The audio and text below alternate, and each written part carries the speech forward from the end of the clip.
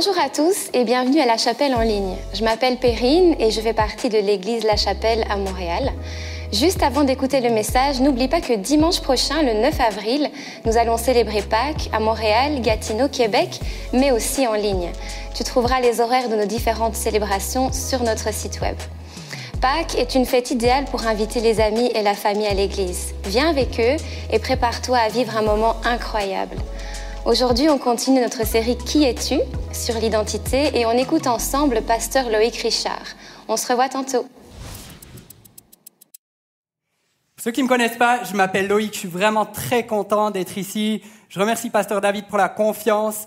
On est toujours dans notre série « Qui es-tu ?» On essaye de comprendre c'est quoi notre identité, puis qu'est-ce que la Bible dit sur notre identité. Puis juste avant de plonger dans le message, j'aimerais juste prendre le temps de prier. Seigneur, je veux te remercier parce que tu es ici avec nous. Je veux te remercier parce que tu es un Dieu incroyable. Merci, Papa, pour le Père que tu es pour chacun d'entre nous. Puis je te prie vraiment que tu nous révèles le Père incroyable que tu veux être pour nous ce matin. En ton nom, Jésus, j'ai prié. Amen. Amen. Et on parle d'identité. Puis l'identité, c'est une grosse question. Alors là, vous allez voir apparaître une image de ma fille Adèle. Alors je sais, Adèle est très précoce, elle a 2 ans et demi, mais elle allaite déjà. Elle est vraiment en avance. Adèle, son nom, c'est Adèle Rose. Et il se trouve qu'elle aime le rose. Donc elle s'est dit, mes parents, ils m'ont appelé d'après toutes les choses que j'aime. Donc si aujourd'hui on demande à Adèle, Adèle, comment tu t'appelles? Adèle va nous dire, je m'appelle Adèle, Rose, Violet, Licorne, Stella, Everest. Stella et Everest, pour ceux qui n'ont pas entre 0 et 5 ans, c'est 2 chiots de la patte patrouille. Donc Adèle est tout ce qu'elle aime. Alors bon, on peut rigoler sur Adèle, mais l'identité, c'est vraiment clé pour chacun d'entre nous. Puis si on est honnête, trouver sa vraie identité, c'est vraiment pas simple. Pete Scazzero a dit ceci. Il a dit « La grande majorité d'entre nous se rendent à leur tombe sans savoir qui ils sont. Nous vivons inconsciemment la vie de quelqu'un d'autre, ou du moins les attentes de quelqu'un d'autre à notre égard. Ça fait violence à nous-mêmes, à notre relation avec Dieu, et en fin de compte, aux autres. C'est pas facile de trouver notre identité. Et pourtant, on a besoin de savoir qui on est. On a besoin de savoir d'où on vient, on a besoin de savoir si on appartient à un groupe ou pas. Je connais quelqu'un qui a été adopté, il a été adopté dans une famille très saine, et pourtant à l'adolescence, il a commencé à développer une espèce d'obsession pour son père biologique qu'il n'a jamais connu. Tantôt c'était une idéalisation totale, tantôt c'était de la haine, mais on a besoin de savoir d'où on vient, on a besoin de savoir qui on est. Puis la question de l'identité est tellement centrale. On pourrait l'exprimer avec Blaise Pascal. Blaise Pascal a parlé de la recherche du bonheur, mais c'est 2 questions centrales dans notre vie. Blaise Pascal, c'est un inventeur, un penseur du XVIIe siècle, c'est celui qui a inventé la machine à calculer mécanique, la presse hydraulique, et c'était aussi un penseur. Ce qu'il a dit, tous les hommes recherchent d'être heureux. Cela est sans exception. C'est le motif de toutes les actions de tous les hommes. Et cependant, depuis un si grand nombre d'années, jamais personne, 100 fois, n'est arrivé à ce point où tous visent continuellement. Ce gouffre infini dans l'homme ne peut être rempli que par un objet infini et immuable, c'est-à-dire que par Dieu lui-même. Et si c'était Dieu qui avait la réponse à ta recherche d'identité, c'était le seul qui était capable de remplir le gouffre qu'il y a à l'intérieur de toi, qui crie pour une nouvelle identité. Dans la série dans laquelle on est à la chapelle, c'est ce qu'on essaye de rechercher. Qu'est-ce que Dieu dit sur mon identité? On a parlé de notre identité en Christ. Je suis ambassadeur, je suis saint, je suis membre du corps de Christ, je suis victorieux. Et on va continuer cette quête d'identité. Mais pour commencer, j'aimerais être honnête avec toi. Je suis assez convaincu que la quête de l'identité, c'est un processus qui va durer une vie entière. On ne va jamais être complètement dans une identité en Dieu. C'est une quête de tous les jours, mais pourtant on peut se rapprocher de cette identité. Puis c'est pour ça qu'on est là ce matin. Et aujourd'hui, on va explorer une nouvelle facette de cette identité. Et le titre de mon message, c'est « Je suis adopté ». Éphésiens 1, 4 à 6 nous dit ça. En lui, bien avant de poser les fondations du monde, il nous avait choisis pour que nous soyons saints et sans reproche devant lui. puisqu'il nous a aimés, il nous a destinés d'avance à être ses enfants qu'il voulait adopter par Jésus-Christ. Amen. Voilà ce que, dans sa bonté, il a voulu pour nous, afin que nous célébrions la gloire de sa grâce qu'il nous a accordée en son Fils bien-aimé. Dieu a voulu nous adopter. Quelle nouvelle incroyable! Alors peut-être que toi, tu es là et tu dis, mais moi, l'adoption, c'est comme ça ne me parle pas. Tu sais, moi, ma famille était saine ou au contraire dysfonctionnelle, ou au contraire, mon père, j'ai jamais connu, je veux pas que tu me parles de père, c'est pas quelque chose qui me parle. Ou peut-être que toi, tu as vécu une histoire compliquée avec l'adoption. Parce qu'on va se le dire, l'adoption, c'est un processus complexe. Mais peu importe d'où tu viens, peu importe ta situation, j'aimerais t'encourager, reste avec moi. J'aimerais juste te parler du contexte duquel Paul est en train de parler ici. Paul écrit aux Éphésiens, puis il écrit dans l'Empire romain. Et dans le contexte de la culture romaine, l'adoption, c'était un peu différent d'aujourd'hui. Ce qui se passait, c'est que c'était une personne qui avait un nom, qui avait une fortune, qui avait bien réussi dans la vie, puis qui n'était pas vraiment satisfait de ses héritiers. Soit il n'avait pas d'héritier, soit il avait des héritiers, puis il disait le caractère n'est pas assez bon, la qualité de mes héritiers n'est pas assez bonne. Alors ce qu'il choisissait de faire, c'est d'adopter le fils d'une autre famille. Donc c'est un processus qui était extrêmement complexe, extrêmement douloureux. C'était un long processus. C'était une cérémonie très formelle. Il y avait une négociation entre les deux pères. Mais ce que j'aimerais retenir de ce processus d'adoption romain, c'est qu'il y avait 3 choses très importantes dont je veux vous parler. Puis la première, c'est que la personne adoptée perd tous ses droits et devoirs dans son ancienne famille et gagne tous les droits et devoirs de sa nouvelle famille. Alors là, vous allez me dire, mais ok, spirituellement, je comprends, Dieu nous adopte, mais c'est quoi notre famille d'origine? La Bible nous dit que notre famille d'origine, c'est qu'on était esclaves. Galates 4. Mais lorsque le moment est vraiment venu, Dieu a envoyé son Fils, né d'une femme, né sous la loi, pour racheter ceux qui étaient sous la loi, afin que nous recevions le statut d'enfants adoptifs. Et parce que vous êtes ses fils, Dieu a envoyé dans votre cœur l'esprit de son Fils qui crie « Abba, Père ». Ainsi, tu n'es plus esclave, mais tu es fils ou fille. Et si tu es fils ou fille, tu es aussi héritier de Dieu par Christ. C'est mon premier point, je ne suis plus esclave. Tu n'es plus esclave.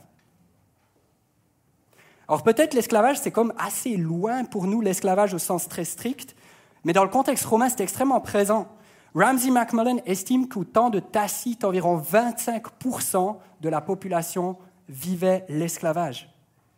Ou peut-être toi tu dis, mais voyons donc, tu n'es pas au courant que l'esclavage ça a été aboli il y a 2 siècles à peu près?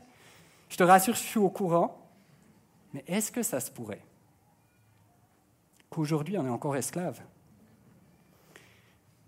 Si tu enlèves cet appareil-là, pour une journée entière, qu'est-ce qui se passe?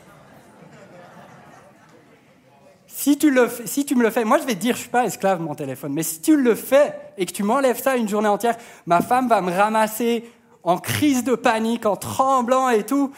Pourquoi? Est-ce que je serais esclave? Puis là, en ce moment, toi, tu me juges, puis tu te dis, bah, voyons, toi. Est-ce que toi, tu es esclave du jugement, par exemple? Est-ce qu'il y en a, tu es esclave de la performance? Tu sais, l'excellence, c'est quelque chose d'hyper bon. On recherche l'excellence, on veut être meilleur. Mais c'est quoi ton Dieu? C'est quoi qui a la première priorité dans ta vie? Est-ce que tu es en train de sacrifier ta vie entière pour la performance, puis c'est jamais assez, jamais assez, jamais assez, tu as toujours besoin de performer plus? Est-ce que toi, c'est le travail? C'est important d'être bon dans son travail, c'est important d'aimer son travail. Mais est-ce qu'en ce moment, tu es peut-être en train de sacrifier ta famille, tes relations, puis tout ce qui est important dans ta vie pour ton travail? Est-ce que tu es esclave de ton travail? Certains, c'est peut-être le regard des autres. Tu es constamment sur les réseaux, combien de likes, combien de followers, combien, constamment en train de penser, mais qu'est-ce que les gens sont en train de penser de moi?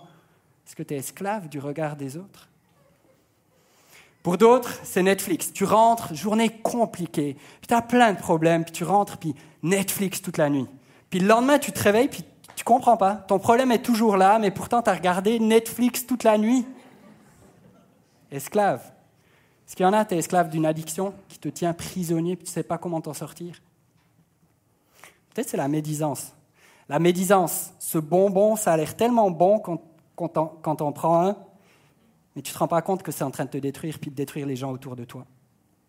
Peut-être tu es esclave d'une relation toxique.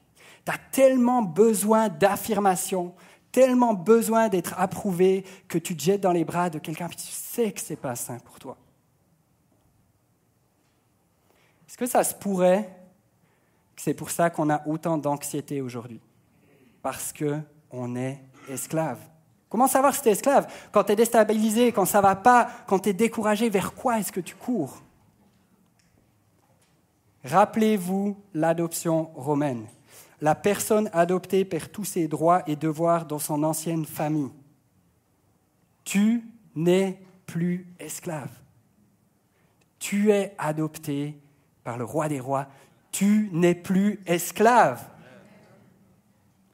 Le 1er août 1838, l'abolition de l'esclavage est enfin arrivée en Jamaïque. Puis c'était une célébration incroyable. Tout le monde dans les villes était heureux, l'esclavage est aboli, les esclaves sautaient de joie, jubilaient, célébraient parce que l'esclavage a été aboli. Mais dans certains endroits reculés de la Jamaïque, la nouvelle n'était pas encore parvenue. Puis il y a des gens qui, pendant des mois, ont continué de vivre comme des esclaves, alors qu'ils étaient libres. Peut-être que tu ne le sais pas encore, mais tu n'es plus esclave. C'est mon message pour aujourd'hui, tu es adopté, tu n'es plus esclave, et quelqu'un devrait dire Amen à ça.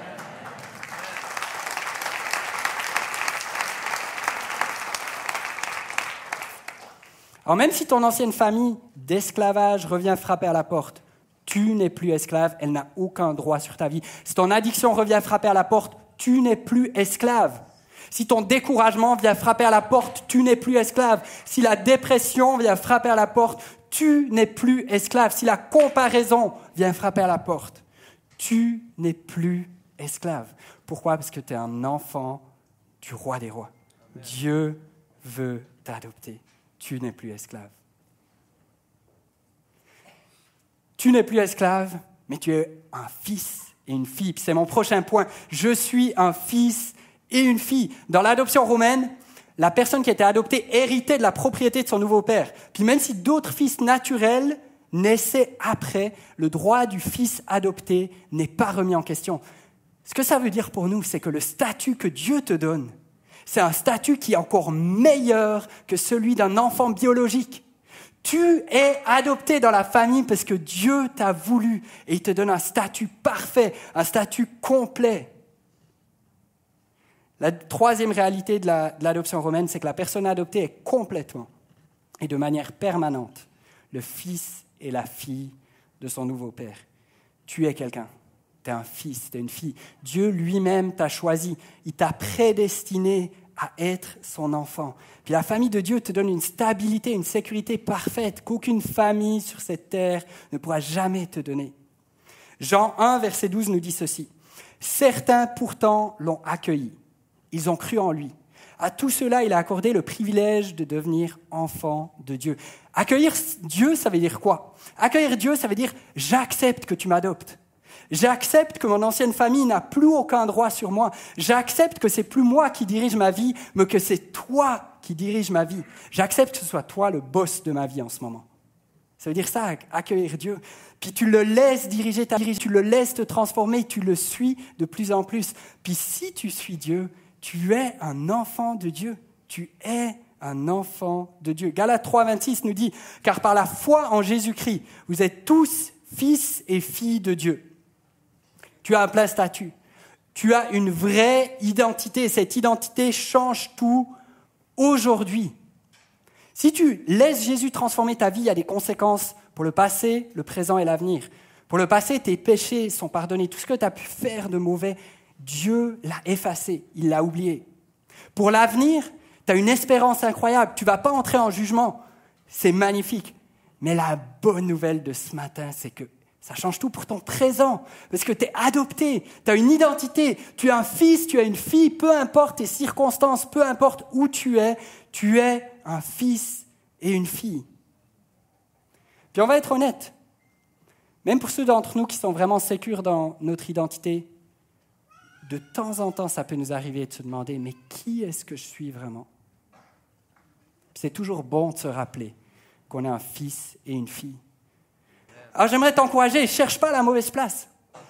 Parce que celui qui te valide ultimement, c'est Dieu. T'as tellement aimé qu'il a choisi de t'adopter. Tu es un fils et une fille. Et t'as plus besoin de te comparer, t'as plus besoin de chercher l'approbation dans cette relation qui te fait mal. Pourquoi? Parce que t'es un fils, t'es une fille.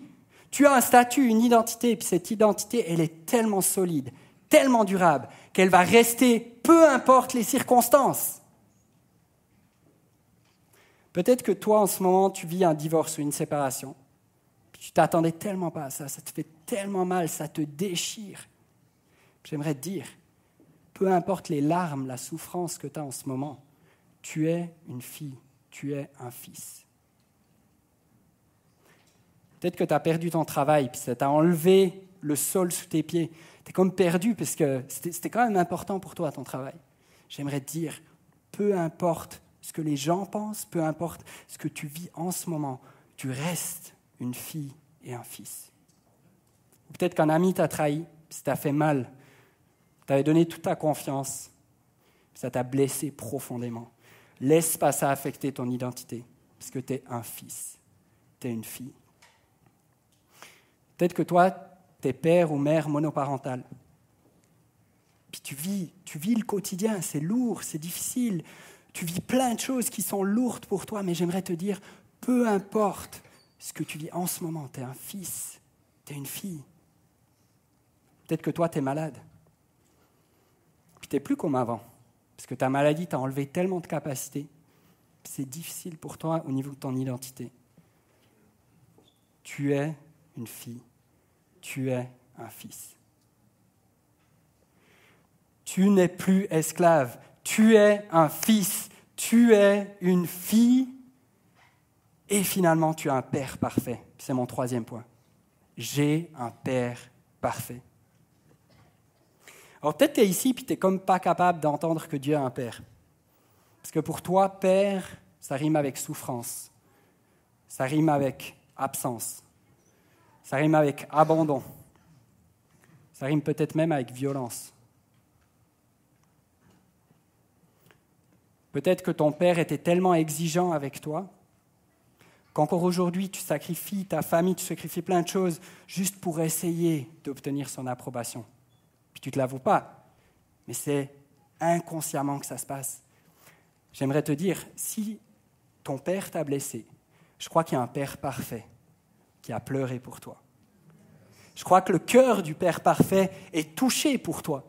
Je crois que le cœur du père parfait est toujours avec toi et il porte cette souffrance avec toi. Puis laisse-moi te dire qu'il n'y aura jamais de père parfait sur cette terre. Ça fait 4 ans et demi que je suis père. Puis c'est très important, les et demi dans les premières années, pour ceux qui sont parents, vous savez. Ça fait 4 ans et demi que je suis père. Mais je peux vous dire que je suis bien placé pour savoir qu'il n'y a pas de père parfait sur cette terre. Puis si vous avez des questions, allez demander à ma femme, elle vous le confirmera.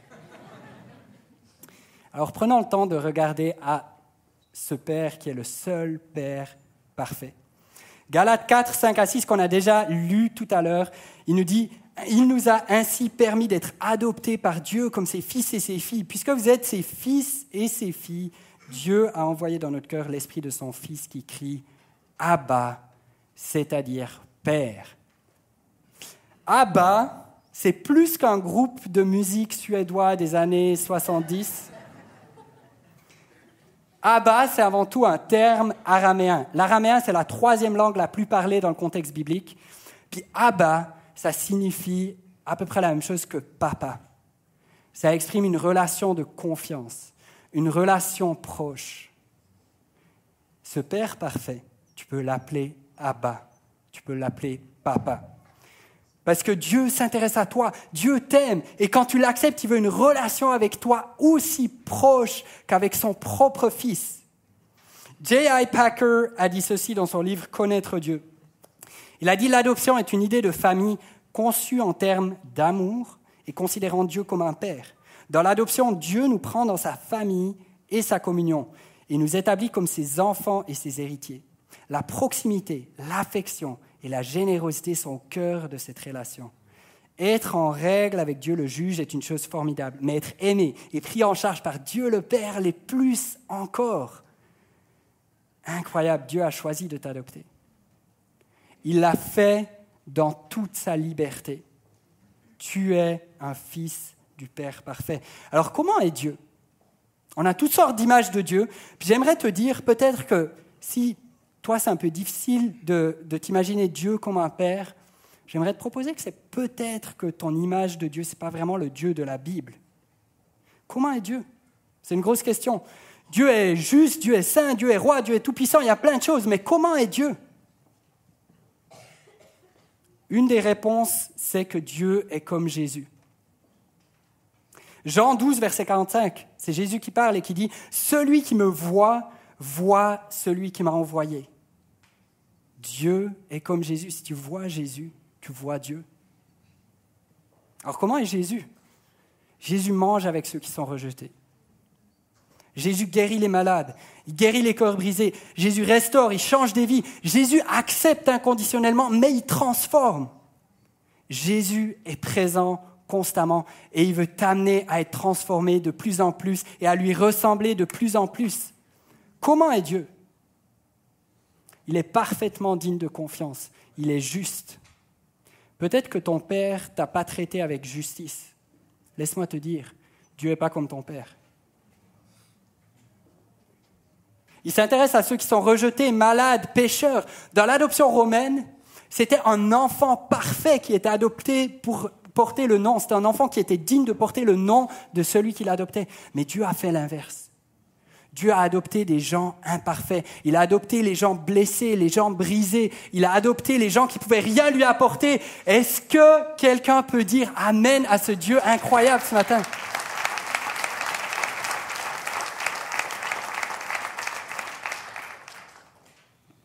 Laisse-moi te dire, Dieu valorise les enfants et pas les choses. Peut-être que toi, tu as souffert parce que tu avais l'impression que ton père s'intéressait beaucoup plus à sa nouvelle auto, à son bateau, à son iPhone qu'à toi. Laisse-moi te dire, Dieu s'intéresse à toi. Dieu a un père rempli d'affection. Nos enfants, ils ont 2 ans et demi et 4 ans et demi. Puis ils aiment bien jouer dehors. Et des fois, tu sais, c'est comme les enfants, c'est comme bizarre. Là, il y a une flaque d'eau sale, puis eux, ça les fait triper de juste jouer à l'intérieur. Quand tes enfants rentrent puis qu'ils sont sales, est-ce que ça change le regard que tu as sur eux? Ça ne change pas. Mais on va quand même les mettre dans la douche, par exemple. Je crois que Dieu est pareil. Dieu a une affection parfaite pour toi.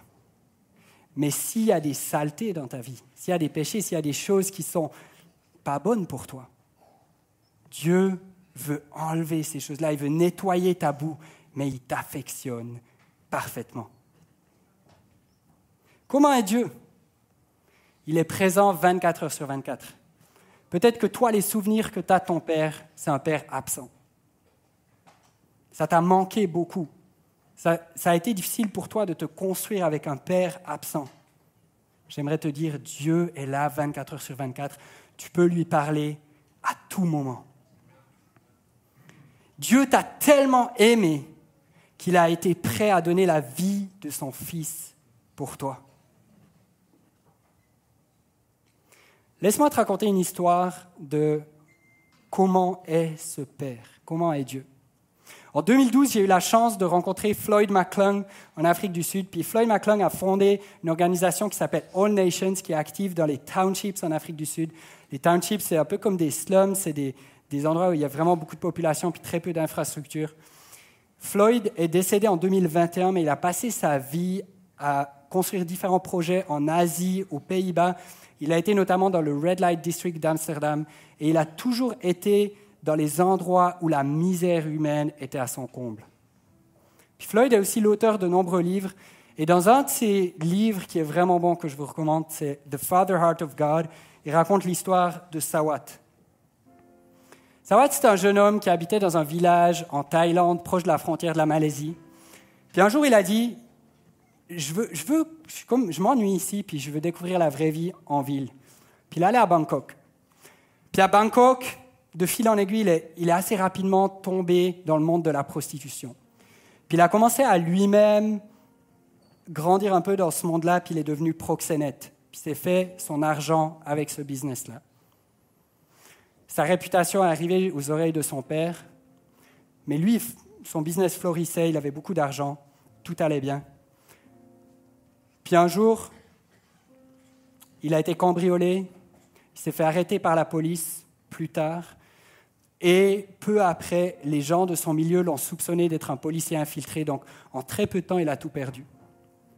Il a tout perdu, puis il avait comme plus d'espoir. Puis il a dit, OK, mon seul espoir, c'est de retourner chez mon père. Puis il s'est souvenu que son père lui avait dit, tu sais, tu peux revenir quand tu veux, je t'attendrai. Il s'est dit, OK, mais avec tout ce que j'ai fait, je ne sais pas si mon père est prêt à m'accueillir.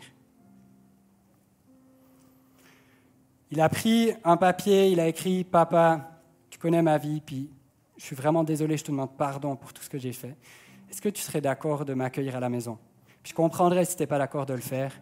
Mais ce que je vais faire, c'est que je vais prendre le train samedi soir, le train qui passe devant la maison. Puis si tu es d'accord de m'accueillir à la maison, est-ce que tu es d'accord de mettre un linge blanc sur le grand arbre devant la maison? Puis si tu n'es pas d'accord de m'accueillir, je continuerai ma route. Puis il s'est dit, c'est ma dernière chance. Il était dans le train, puis il était tellement stressé.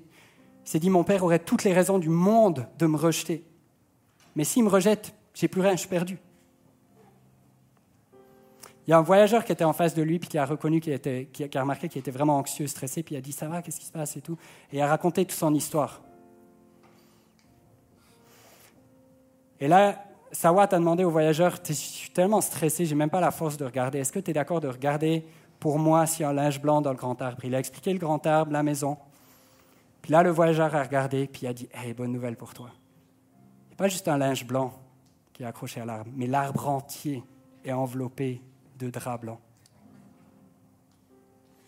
Puis là, il a regardé par la fenêtre, puis il a vu son père qui arrivait, qui courait, qui est venu à la gare, puis qui l'a pris dans ses bras.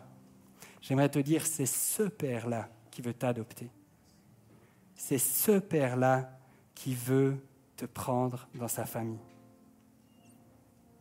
Pour terminer, j'aimerais prier. J'aimerais prier pour 2 groupes de personnes. J'aimerais prier pour toi si tu n'as jamais accepté l'offre d'adoption que ce Père te fait. C'est l'occasion pour toi aujourd'hui de dire oui.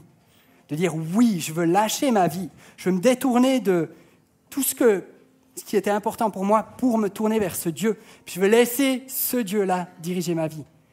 Je veux accepter ce Père bienveillant dans ma vie. Alors j'aimerais prier pour toi si c'est ton cas.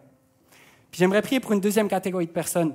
Peut-être que toi, tu as accepté Dieu, tu as rejoint cette famille, tu as accepté cette adoption. Mais là, tu remarques que tranquillement, pas vite, tu t'es éloigné. Tranquillement, pas vite, tu t'es détourné. Tu es parti de ses bras d'amour. J'aimerais te dire, Dieu est là avec des bras grands ouverts pour t'accueillir. Puis tu peux revenir à lui maintenant. Je vais prier. Seigneur, merci beaucoup pour qui tu es. Papa, merci pour le Dieu incroyable que tu es pour nous. Merci parce que tu es tout-puissant, tu es Seigneur des Seigneurs, tu es Roi des Rois, mais tu es aussi un papa. Tu es un papa qui nous accueille dans ta famille. Alors merci Seigneur pour cet amour incroyable qu'on ne pourra jamais comprendre réellement. Seigneur, je te prie pour toutes les personnes qui sont ici, qui n'ont encore jamais accepté cette offre d'adoption incroyable. Seigneur, je te prie que tu les touches maintenant, que tu leur montres à quel point tu les aimes, que tu leur montres que peu importe ce qui s'est passé dans leur vie, tu les accueilles, tu les acceptes dans ta famille. Seigneur, je te remercie pour ta grâce qui est incroyable. Seigneur, je te prie pour toutes les personnes qui sont en route avec toi depuis peut-être de nombreuses années, mais qui ont comme perdu la passion, qui ont perdu le premier amour, qui ont perdu cette proximité avec toi qui est juste incroyable. Seigneur, je te prie que tu touches ces personnes-là maintenant. Je te prie qu'aujourd'hui, on revienne à toi, qu'on redécouvre cet amour incroyable du Père, qu'on court vers toi. Merci pour le Dieu et le Père incroyable que tu es. En ton nom, Jésus, j'ai prié. Amen.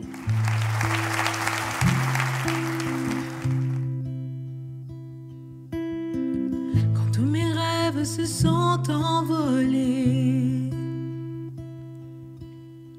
et que l'espoir se conjugue au passé,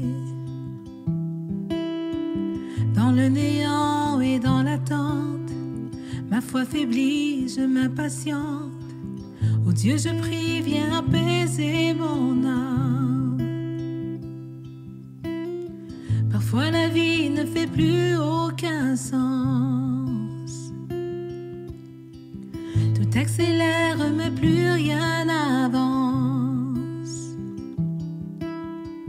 Le souffle court, mes jours s'épuisent. Mes pas sont lourds, la vie défile. Rappelle-moi que tu es toujours là. Je m'attendrai à toi dans la vallée de l'ombre. Je m'appuierai sur toi quand la nuit se fait sombre.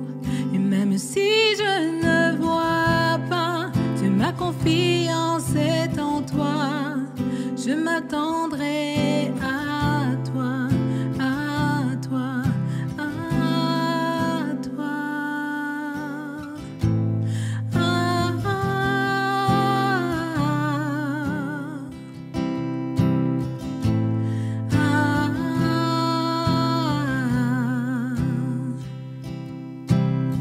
Tu as souffert les clous et l'abandon.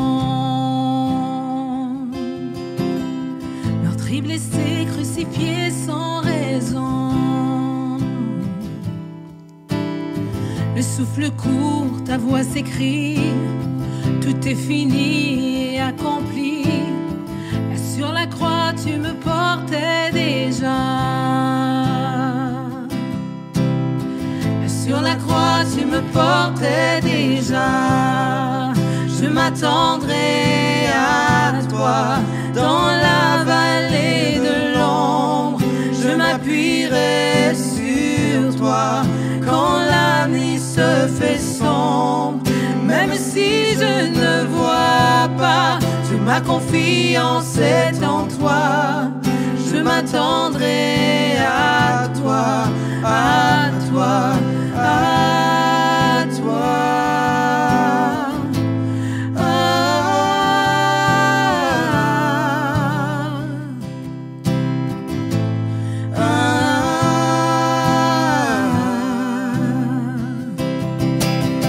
entre tes mains je m'abandonne.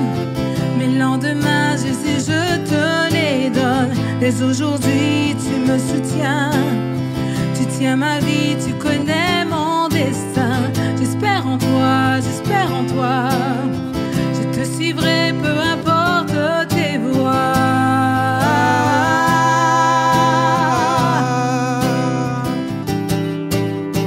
Entre tes mains, je m'abandonne. Mes lendemains, Jésus, je te les donne. Mais aujourd'hui, tu me soutiens. Tu tiens ma vie, tu connais mon destin. J'espère en toi, j'espère en toi. Je te suivrai, peu importe tes voies. Je m'attendrai à toi dans la vallée de l'ombre. Je m'appuierai sur toi quand la nuit se fait sombre. Même si je ne vois pas, ma confiance est en toi.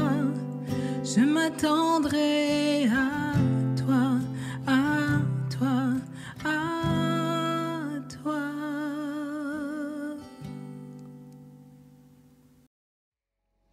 Merci Loïc pour ce message. N'oublie pas cette semaine, peu importe ce que tu vis, tu es un fils et une fille du roi des rois. Ton Père te soutient et t'accompagne à chacun de tes pas. Si tu n'as pas encore écouté le témoignage de Noémie qui est sorti la semaine dernière, va faire un tour sur notre chaîne YouTube. Noémie, qui a été adoptée, raconte son histoire et Jade, une artiste de la chapelle, en a fait une peinture. D'ailleurs, chaque semaine avant Pâques, tu peux découvrir sur notre chaîne YouTube un témoignage de renaissance ainsi que son œuvre en peinture. Une des façons de vivre la communauté à la chapelle est de rejoindre Loïc, notre pasteur en ligne, demain lundi à 12h pour un Zoom. Tu pourras discuter du message d'aujourd'hui, connecter avec d'autres personnes de l'Église et aussi prier pour d'autres. Tu trouveras le lien sur notre site web. Merci pour ta générosité semaine après semaine. Chaque don nous aide à construire l'Église et merci de participer à ça et merci pour ta fidélité. Si tu te demandes comment donner, il te suffit d'aller sur l'application La Chapelle ou sur le site web. Merci d'avoir vécu la réunion avec nous aujourd'hui. Si tu peux, joins-toi à nous dimanche prochain pour une de nos célébrations de Pâques en présentiel dans l'une de nos chapelles à Montréal, Gatineau ou Québec. En attendant, je te souhaite une belle semaine.